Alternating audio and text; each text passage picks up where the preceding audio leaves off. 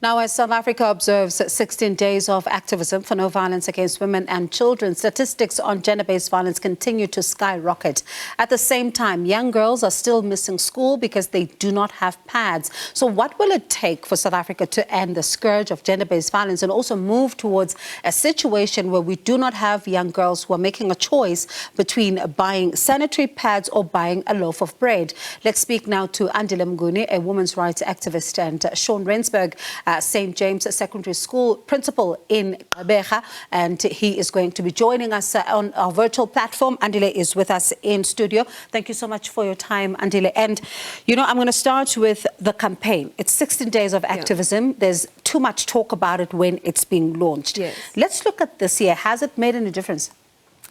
I think we go on splurges of activism and we almost wear it like a badge. You know, when it truly matters, we don't really come to the forefront and say we're addressing the issues that truly matter. And so much happens on the ground that doesn't make television, that doesn't, like, it only comes up during 16 days of activism, but what about every other day?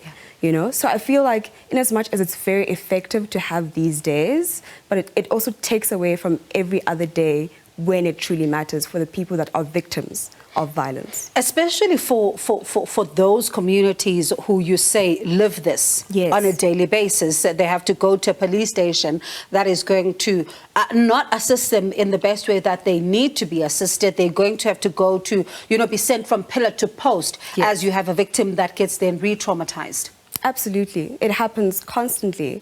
There was a situation that I was a part of some time ago, and we were sent from pillar to post, and I think we'd always spoken about how these things happen. We know about them, but when we actually share the lived experience of a victim as they go through it, it is traumatic.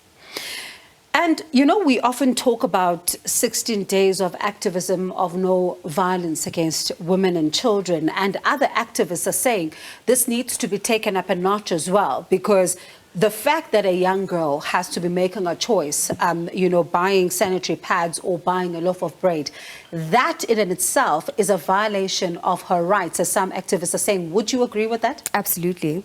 I definitely do agree with that. Also, because I think these things reveal the systematic challenges that we face, that we have in South Africa. Because, I mean, there's been innovations that then are made to combat the challenges like of period poverty, like say period cups, you know, but is it practical in our societies? It's not, you know, because then do you have access to water to clean those period cups, you know? Then we have to fall back on the sanitary towels that we don't have enough access to.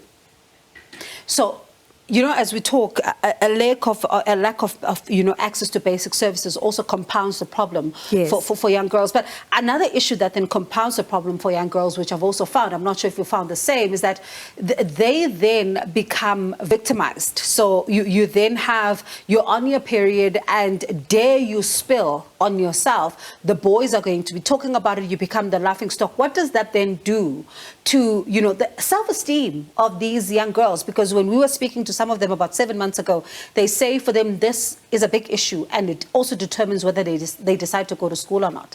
I think it's tragic that there's so much that these young girls have to face, because it's not just the social stigma, or the firstly, we're focusing on the lack of sanitary towels or any like menstrual aid to help you facilitate that period. And then now there's a social stigma as well, which means you don't have a safe space to talk about it, right? And then you also don't have a safe space to, like, even if you do have access to pads, to dispose of these things that you now have. So it's like, how do we ensure when we come to the forefront of these challenges and saying, okay, we're going to provide you with sanitary towels now, how else do we ensure that it's inducive, the environment itself is inducive for the young girls to go through the process. And I guess that is one of the big issues that then led our next guest, the principal, Shawn Rensburg of St. James Secondary School in Gqeberha, to then write that letter. Thank you so much for your time, sir. You wrote a letter, and part of the letter, you know, really paints the picture of young girls that sometimes cannot come to school because they are choosing to either buy, you know, pads or transport to school, or actually buy something to eat. Let's talk about that letter. What drove you to get to that point? Good evening, Gqeberha. Good evening to all your viewers. Thanks for the opportunity this evening to share with you. We have a school It's quite unique. We're a girls-only school in the northern areas of Gqeberha. Many of our girls come not from the area of the school, but they come from various parts of the city. Many of them have challenges, they've got socioeconomic challenges. Many of them come from homes where there are a lot of challenges from a socioeconomic perspective. And so we find that absenteeism is a challenge.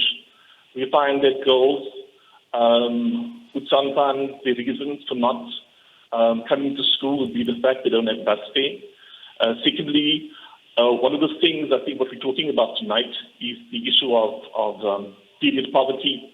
And I think what happens is that because the stigma associated with period poverty, many of these girls are not free to say that they cannot come to school because of a lack of sanitary products.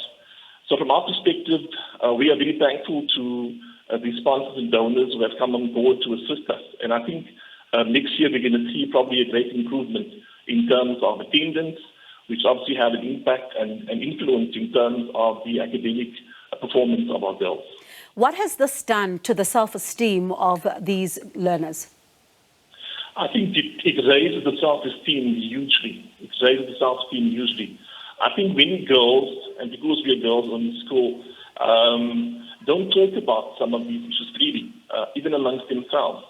And so with them being given a sanitary product, will certainly, I think, raise their self-esteem, give them confidence to come to school, give them to want to mix with their peers. And so I think certainly it will have a major impact. It will have a major impact upon them. And, you know, one of the things that some of these young girls, when one engages with them and listens to their stories, is just how difficult the circumstances at home are. And they now have to study through these conditions, and then they have to have these problems compounded with them. This also adds to the pressure of the young people, does it not?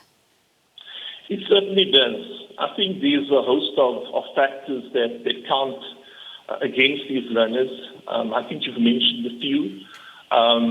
You know, choosing between buying bread and buying a sanitary product is certainly not a no-brainer. Obviously, they would choose to buy something to eat over a sanitary product. And of course, the impact of that would be missing school. And I think as society, we need to be talking more about these things. And I think we need to be having conversations about the impact of a product, a sanitary product. The absence of that in some girls' lives can have a major impact upon them now and also in their futures. I heard you agree with that, Andile. Yes. I think it's so necessary, you know, and he alluded to esteem as well. And what I think, when you don't afford sanitary towels, that is literally a basic need, right? Then why we need to restore dignities with everything else? We need to ensure that we are coming with these, with your toothpaste. What else do you, if you can't afford sanitary towels, which is a need during that time, how else can you afford toothpaste, deodorant? All these things can then be viewed as luxuries, if a pad is a luxury. And I suppose if it's just as basic, then it begs the question as to why when we go to public toilets are we finding condoms and not finding pads? That is a very, very, very deep question. And I want to honor why condoms exist, right? Because there's a whole lot of problems that we would face as a society if those didn't exist in public toilets, you know? So it doesn't make sense, though, why periods and sanitary towels are not deemed just as important. You know, so it's not to say that it's not important to have the condoms there. It's very necessary to combat all the other social ills. But why is it that periods are not deemed? Is it because they're only faced by one half of society? And I think that's the thing, because one then wonders why they're not next to each other. But let's pause for a second and listen to some of the girls at the school where Mr. van Rensburg is principal, as they just share their stories with us. At our school, there are lots of girls who actually can't come to school due to the necessary needs of pads And this is also a very good income to the households because some girls actually can't come to school because they pay so much for sanitary pads that they don't have bus fare to come to school.